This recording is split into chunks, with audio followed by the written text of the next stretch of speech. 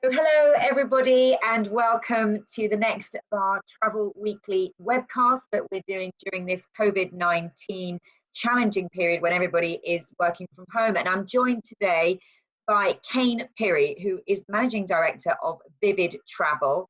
And he's also the architect of the Right to Refund campaign, which we've been reporting on, and we're going to ask him a little bit about that today. But Kane, welcome first of all. I hope you've had a nice Easter, and I hope you had time to relax, because of course it's been a very, very busy few weeks.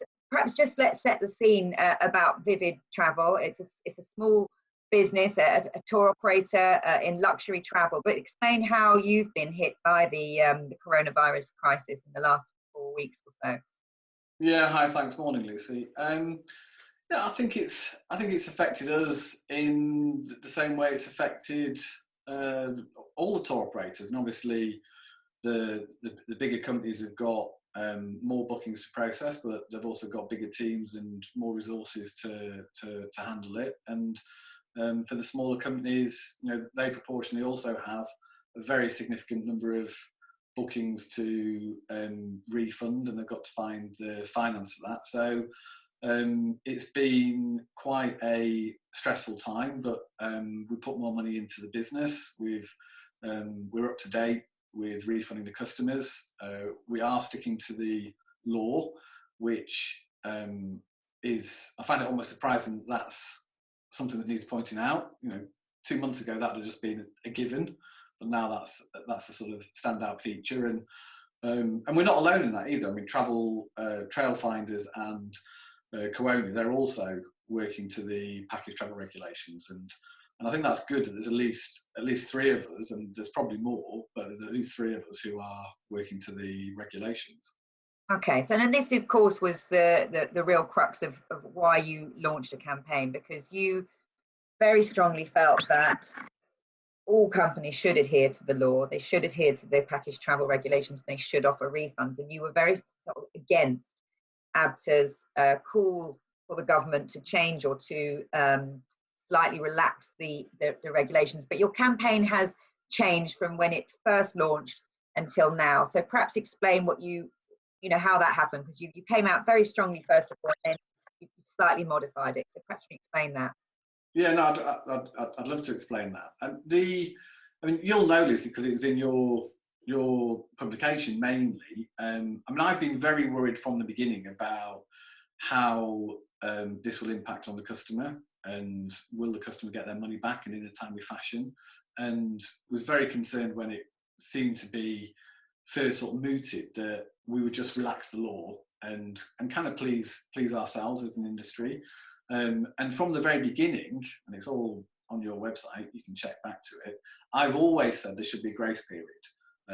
This is a nightmare for all travel companies. I understand that.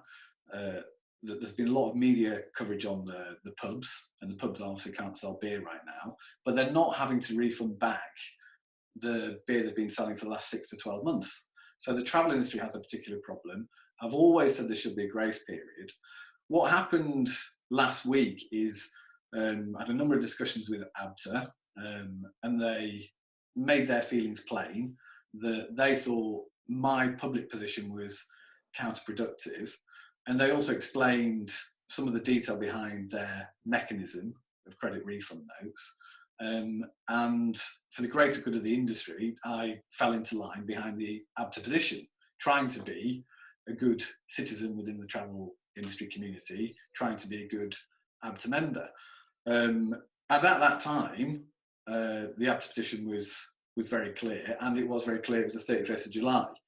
And we are sticking with that date. Whatever ABTA now does with that date, we're sticking with the 31st of July. And our campaign, which is going very well with the consumers, has over 5,000 supporters now, and they are supportive of a grace period, however it's detailed, as long as it's safe for their money. So can I just interrupt, because you told me, Kane, that you felt you should just negotiate with your individual customers and talk to them about a period of grace, but you didn't think the law needed to be changed for that. But you've now no. Sorry, Lou.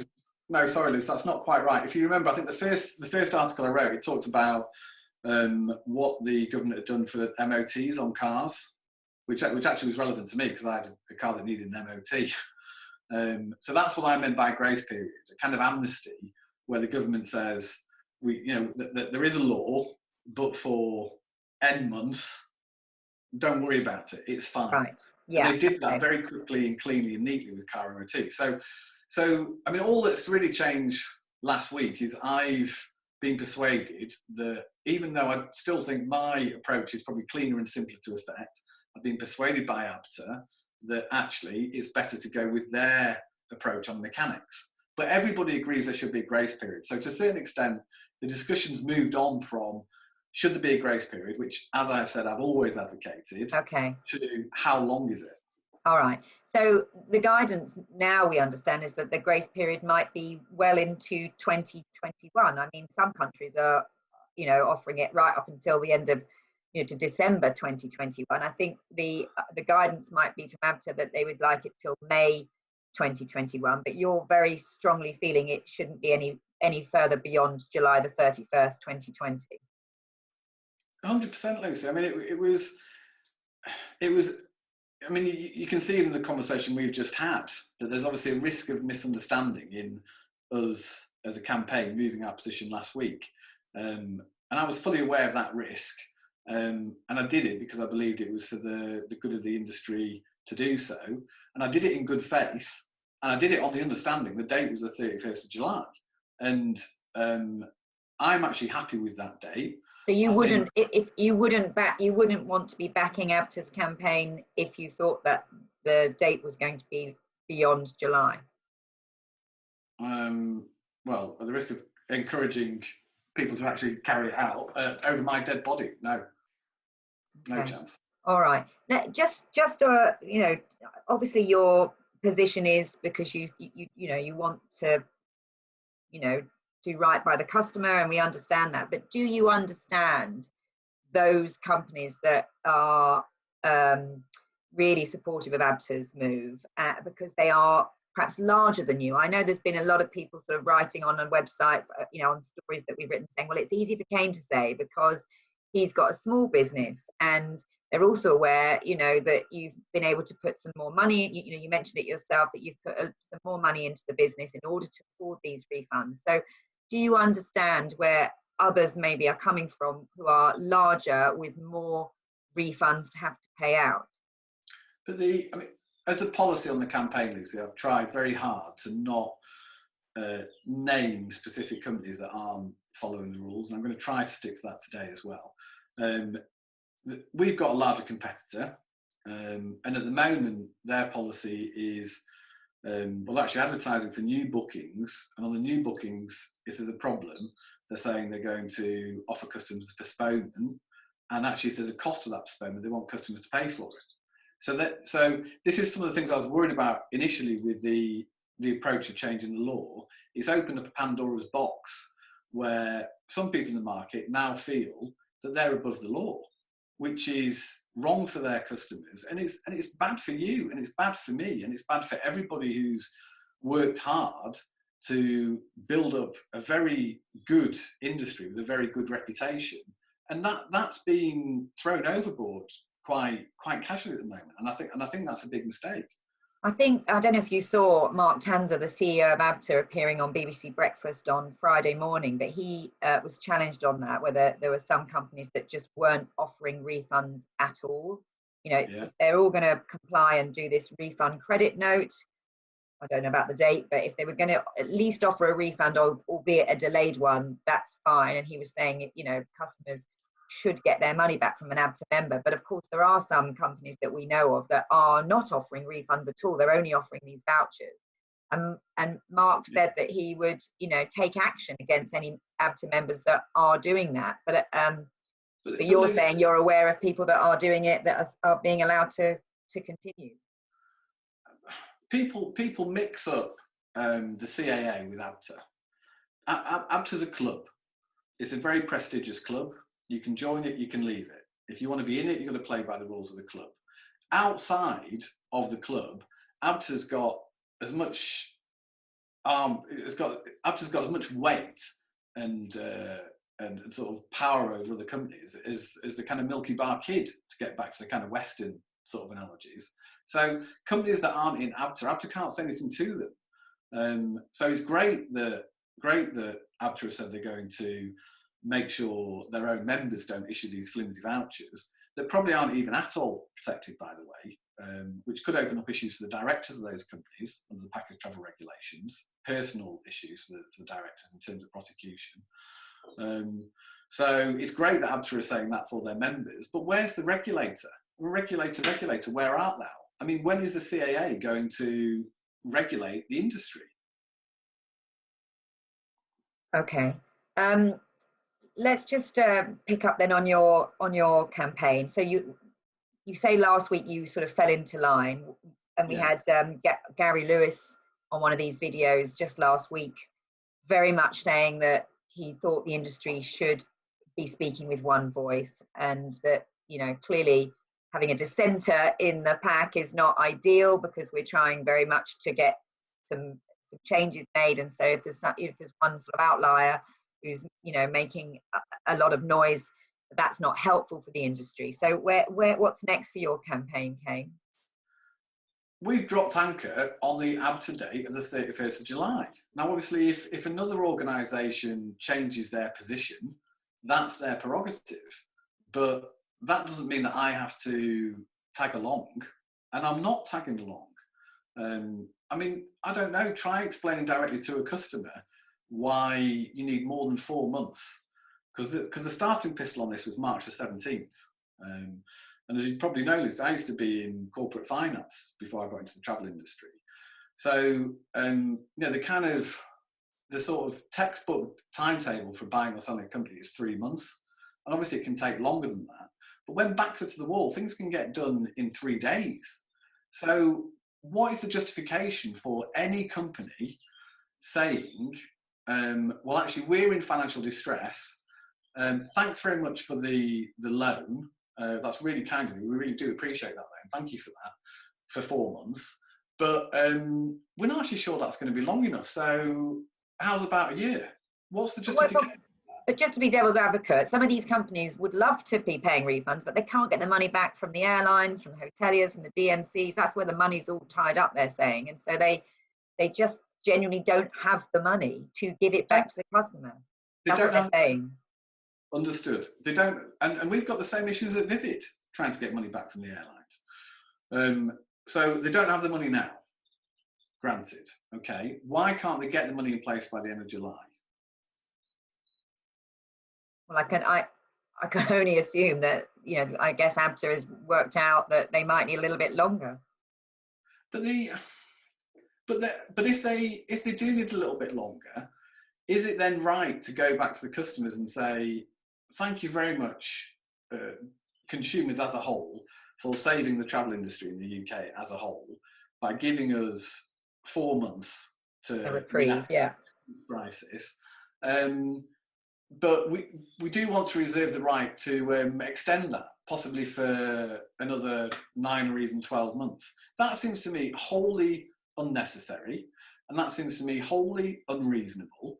And I don't know where the CAA are, I really don't. But the government are making moves. The government are making massive moves to make available more finance. And what about the owners, Lucy? I mean, one of our larger competitors, if you look at the finance cost they had in 2018, I think it was 35 million. Apparently a dividend went out last year that was 60 million. So if you assume the finance cost in 2019 were about the same, they probably paid out to banks and their private equity owners near enough £100 million last year. Yeah.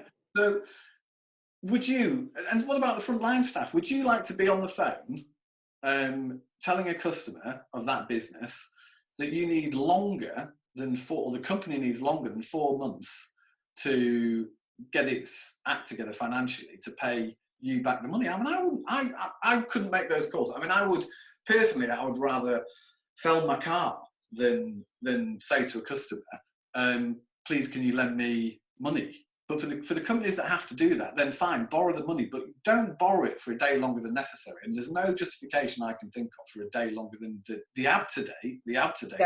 Don't borrow it from your customers. Yes, that would be a difficult conversation to have. And actually, it does seem that things, I think, as people get more desperate across the industry, things seem to be getting a bit more abusive. I've seen a lot on our website, Kane. Lots of people have been quite angry at your stance, your public stance, and you've been getting some abuse. And I know you've also been talking to the likes of Simon Calder, the travel editor of The Independent, who I guess must be getting lots of consumer feedback. So clearly your consumers are okay because you've refunded them from Vivid. But how bad is it getting out there in terms of this sort of desperation and abuse, both from the customers that have not been refunded and the people that are angry with you, Kane? Well, I think some people think I'm needlessly stirring the pot. I think some people massively overestimate me. I think some people think I'm kind of playing some sort of chess game and I'm 10 moves ahead and I'm trying to bring down the whole industry apart from me. Well, A, that wouldn't be my ethics. And B, I don't think that would be a very sensible plan anyway. So I'm definitely not trying to do that. And, have a look at the campaign. So actually, who's actually gone to the public so far and said, coronavirus, it's a nightmare. It's a real nightmare for us. Could you lend us some money to the end of July? Do you think you could do that? Who's actually gone to the public?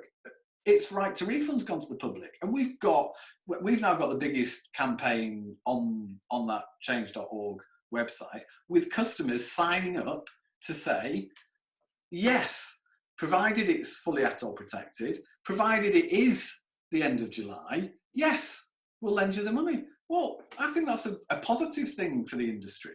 And Lucy, anyway, and it's one of the problems of the kind of British sort of approach to life. In Britain in general, people who are successful aren't celebrated; they're vilified. So there's always been a lot of crap about me online, and I don't wish to upset the people who are writing it, but it's water off a duck's back to me. I don't care. I'm not interested. Okay, so you're going to continue because you fundamentally believe it's the right thing to do. You mentioned you had 5,000 signatures already. These are people who've said, yes, we'll take a refund credit note. We're happy with that, provided we get our money back by end of July. And have you got a certain target of how many signatures you need in order to, what's your goal? Are you trying to get the government to listen to you? Do you need 10,000? What do you need? Well, I think the detail of what the supporters have signed up to is on that change.org website. So yeah, I think if people are interested, they should go and have a look to it. They're not necessarily signing up to these credit refund notes, but they are signing up to lending the money to the end of July. That's the key thing. And as long as it's safe, and if ABTA are right, their approach is safe, then there's a solution there on the table, I think, for everybody. But ABTA, they're only safe as long as this change in the government takes place. We're still waiting for BEIS to make a decision, aren't we? Because we're still waiting for this to be authorised. Well, you should ask ABTA this, because they'll tell me off if I try and talk about their credit refund notes. But to be fair to ABTA, they've done a lot of work on this. They've pointed me to some relevant paragraphs in the public document that anybody can have a look at about the rules of the game for when the RTT pay out money. So, I understand why ABTA believe that their credit refund notes will retain full ATOL protection. But where is the regulator? Can't you get an answer out of them, Lucy? What I don't understand how they can sit in that building up in London that I had the pleasure of going to a few times a long time ago. I don't understand how they can sit in that building with carnage in the industry beyond anything we've ever expected. There's only 3 companies in the industry that I know are following the law: Trailfinders, Corona, and Vivid Travel. Where is the regulator? All right. Well, we have contacted them. We have tried to get official statements from them. We'll try it again because clearly you would like an answer. We will try and speak to them. But don't you think we all need an answer desperately? All of us. I think we've been waiting. I think we're now going into the 4th week of lockdown, and yes, we are looking for some clarification, I think, so that everybody knows where they are with this. So Kane, is there anything else you wanted to say before we go, just in terms of your right to refund campaign? No, I don't think so. I'd obviously like to say thanks to all the people that supported it. There are people in the industry that are warming up to it. They're warming up to it, perhaps understandably, because of the daft comments online. They're warming up to it in private rather than online yet. But I mean, I'm an optimist, Lucy, and my hope is that before the week is out, that the regulator will have sprung into life. We'll know that there's a solution for everybody with the 31st of July date enshrined in the law. I also hope that within a month or two, we can get back to doing what we're all meant to do, which is selling holidays and looking after customers. And that will be my final comment to the companies that aren't following the law, and some companies who aren't offering any refunds on any timetable at all. You know, as far as I'm concerned, the kind of cash is king concept, that's a finance director talking. As a managing director, it's not cash, it's trust. People will not buy from shops they do not trust. So, you know, other people have made this point as well. But as an industry, we need to find a solution that maintains consumer confidence in our businesses, our system of regulation, ATOL protection, the whole lot. Otherwise, the damage of coronavirus will be more devastating for travel than any other sector. Do you anticipate, actually, after this, and I know we're some way to go to get out of this, but do you anticipate there being changes to the regulatory system for travel? My guess is, and this is something that we've already started to actively look into, my guess is it will go down a trust account route. And actually, you know, that's certainly something that we'll look to put in place for Vivid Travel, and potentially we might actually broaden that out and offer that as a service to other businesses as well. Okay. All right. Well, we will look to cover that if and when you do, Kane, and obviously we will follow your right to refund campaign as well as it continues. But I'm sure everybody will share with you that we hope for some resolution to the situation this week. So, but for now, thank you very much for joining us today, Kane, and I'm sure we'll speak again soon. Thanks very much. Thank you, Lucy. Pleasure as always.